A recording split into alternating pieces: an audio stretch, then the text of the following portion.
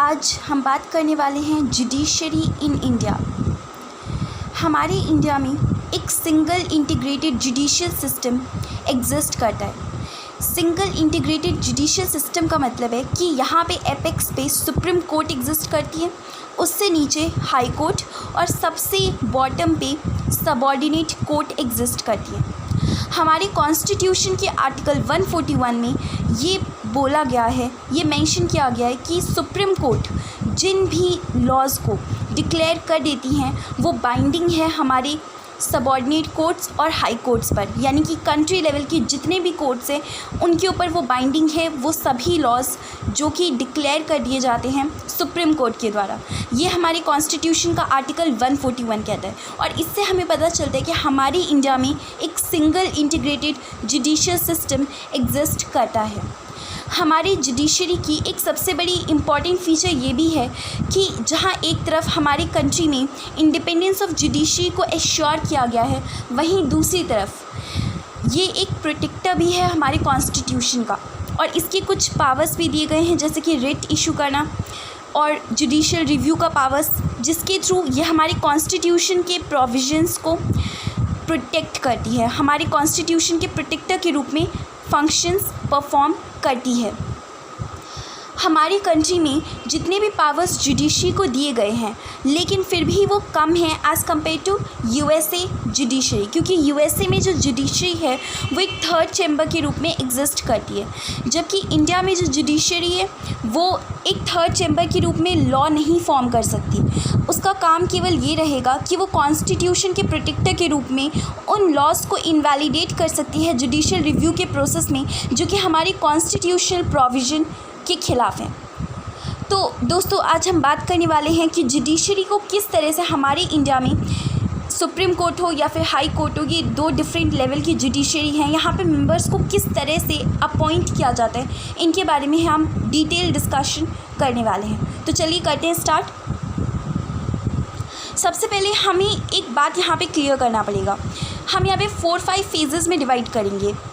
जिस तरह से सुप्रीम कोर्ट और हाई कोर्ट के मेंबर्स को अपॉइंट किया जाता है, उस सिस्टम में हमें बहुत सारी बदलाव होते हुए दिखाई दिए डिफरेंट डिकेड्स में।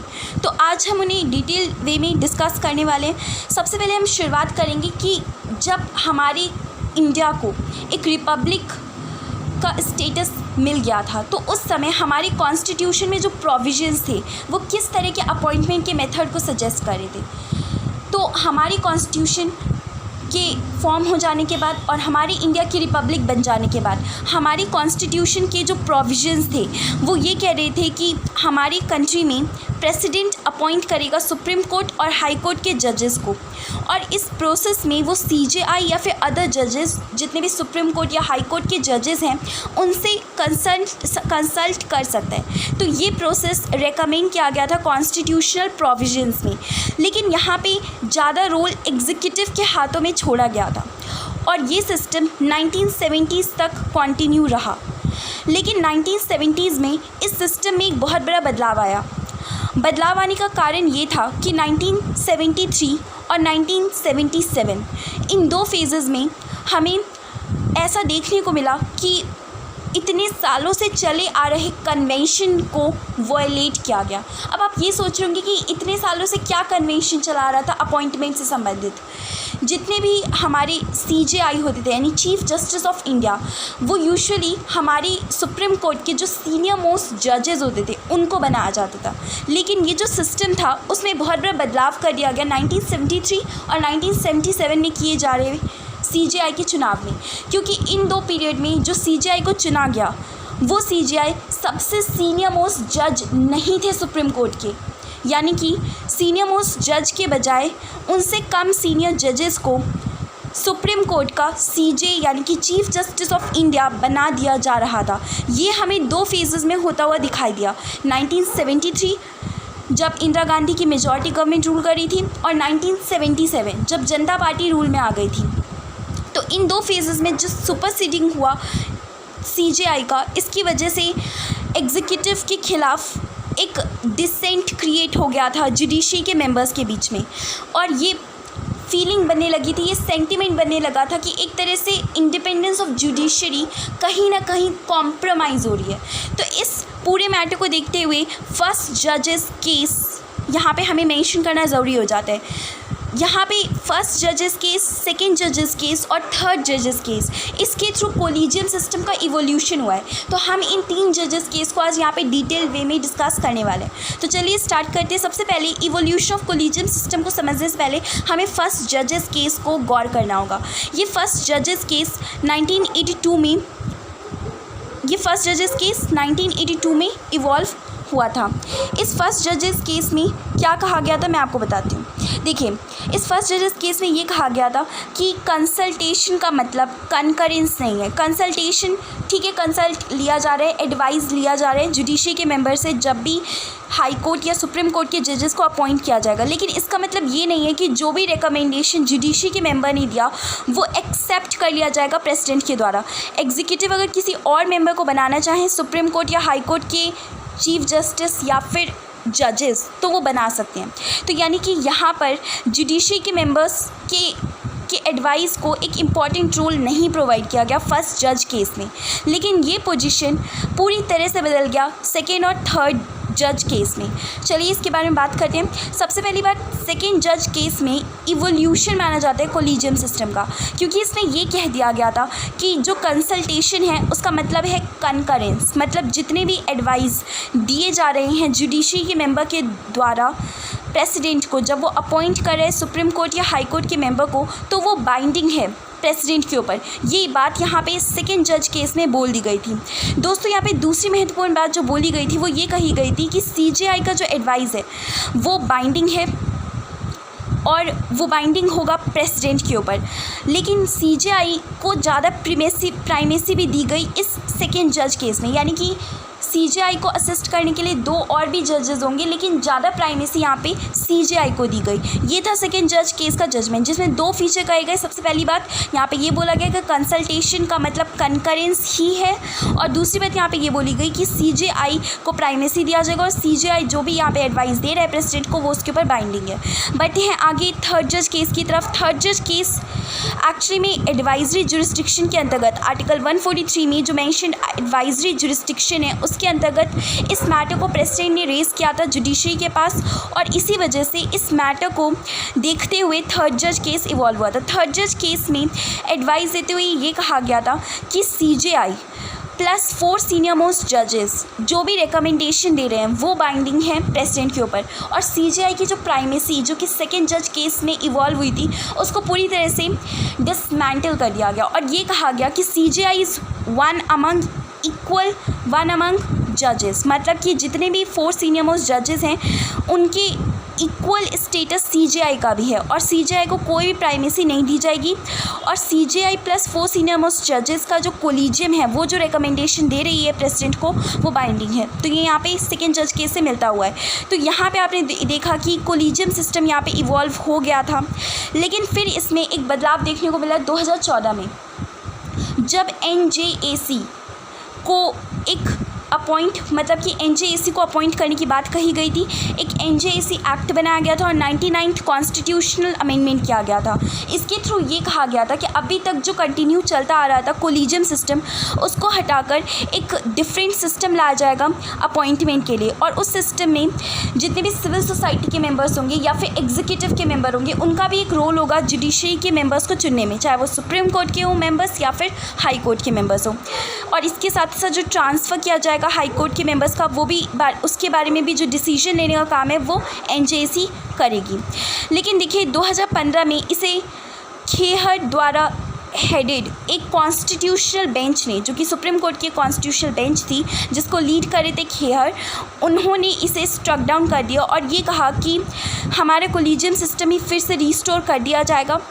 इसका कारण ये दिया गया था कि चूँकि एनजेएसी जो है ये हमारे इंडिपेंडेंस ऑफ जुडिशरी को कॉम्प्रोमाइज़ कर रहा है, और इंडिपेंडेंस ऑफ जुडिशरी एक एसेंशियल फीचर हमारे कॉन्स्टिट्यूशन का, तो इसी वजह से अगर कोई भी इंडिपेंडेंस ऑफ जुडिशरी को थ्रेटन करेगा कोई भी लॉ या फिर कोई भी अटेम्प्ट, तो वो इनवैलिड होगा, और इसी वजह से एनजेएसी सिस्टम को रिप्लेस करके फिर से कोलिजियम सिस्टम को लाया गया था। लेकिन यहाँ पे ये बोला गया था कि कोलिजन सिस्टम में कुछ बदलाव किए जाएंगे ताकि जितने भी इसके लूप होल्स हैं, टाइम एंड अगेन जो भी क्रिटिसिज्म किए जाते हैं कोलिजन सिस्टम के, वो हटाए जा सके, रिलिंक्विश किए जा सके। अब मैं आपको यहाँ पे ये बताने वाली हूँ कि सुप्रीम कोर्ट जज और हाई कोर्ट जज की जो चुनाव प्रक्रिया है उसमें ज़्यादा का फ़र्क नहीं है, बस थोड़ा सा फ़र्क है। हमारे कॉन्स्टिट्यूशन में ये कहा गया है कि जो CJI और सीनियर मोस्ट जजेस हैं उनमें बस ये कहा गया है कि जब सपोज़ कीजिए हाई कोर्ट के मेंबर्स का चुनाव किया जा रहा है, तो उस सिचुएशन में चीफ जस्टिस, अगर हाई कोर्ट के अदर जजेस का चुनाव हो रहा है तो उस सिचुएशन में chief justice of high court और अदर जजेस की रिकमेंडेशन लेना आवश्यक हो जाएगा। लेकिन अगर सुप्रीम कोर्ट के जज का चुनाव किया जा रहा है तो उसमें गवर्नर्स का सजेशन लेना ज़रूरी नहीं है। तो ये यहाँ पे हम चेंज देख सकते हैं यहाँ पे। अदरवाइज़ यहाँ पे आपको ये 4 स्टेजेस आपको याद रहने चाहिए जिसके थ्रू हम सुप्रीम कोर्ट के जज और हाई कोर्ट के जज को किस तरह से अपॉइंट किया जा सकता है, ये ईजिली हम एक्सप्लेन कर सकते हैं। बढ़ते हैं आगे। अब हम बात करने वाले हैं कि time and again collegium system को क्यों क्रिटिसाइज़ किया जाता है। हमने देखा था कि जब NJAC को स्ट्रक डाउन किया गया था और इनवैलिड कहा गया था जुडिशरी के द्वारा, तो उस समय भी रियलाइज़ किया गया था जुडिशरी के द्वारा कि हमारे कोलिजियम सिस्टम में कुछ कमियां हैं। तो आज हम बात करने वाले ये कमियां क्या हैं। हमारा जो जुडिशियल अपॉइंटमेंट का सिस्टम जो कोलिजियम सिस्टम के आधार पे किया जाता है वो एक तरह से ओपेक है और उसमें नेपोटिज्म का मतलब होता है कि जो रिलेशन होता है, ब्लड टाइज होता है, उसके आधार पे पोजीशन प्रोवाइड करना, जॉब्स प्रोवाइड करना। तो इस सिस्टम को हम बोलते हैं नेपोटिज्म। पहली बात तो देखिए, ये जिस तरह से कोलिजियम सिस्टम में अपॉइंटमेंट किया जाता है वो बहुत ही ट्रांसपेरेंट नहीं है, यानी कि वो ट्रांसपेरेंट बिल्कुल नहीं है, पूरी तरह से ओपेक है। दूसरी बात, यहाँ पे नेपोटिज्म को प्रमोट होता हुआ दिखाई हमें देता है। तो ये दो time and again in 2 loopholes को पॉइंट आउट किया जाता है अगेंस्ट जुडिशरी। अब हम यहाँ पे बात करने वाले हैं, एक बात आपको याद रखना है कि जब 2015 में स्ट्रक डाउन किया गया था NJAC को, तो ये रियलाइज़ किया गया था कि हम इसमें कोलिजियम सिस्टम में कुछ बदलाव करेंगे और उसके ही तहत ये बोला गया था कि एक मेमोरेंडम ऑफ प्रोसीजर ड्राफ्ट करके देगी एग्जीक्यूटिव, जिसके आधार पर किया जाएगा कोलिजियम सिस्टम में जजेस का अपॉइंटमेंट। इसके साथ ही साथ आज के डेट में हमें ट्रांसपेरेंसी इंट्रोड्यूस करने वाले बहुत सारे फीचर्स दिखाई दे रहे हैं। वो फीचर्स ये हैं कि आज के डेट में देखिए, एक कोर्ट का वेबसाइट है जिसके ऊपर जिन ग्राउंड्स के आधार पर जजेस को अपॉइंटमेंट किया जाता है, जिन ग्राउंड्स के आधार पर ये डिसीजन लिया जाता है कि किसी मेंबर को जुडिशरी का अपॉइंटमेंट किया जाएगा, जुडिशरी के मेंबर के रूप में अपॉइंट किया जाएगा, वो पूरी तरह से कोर्ट के वेबसाइट पे अवेलेबल है ऑफिशियली। तो ये इसके थ्रू क्या होगा, ट्रांसपेरेंसी बढ़ेगा।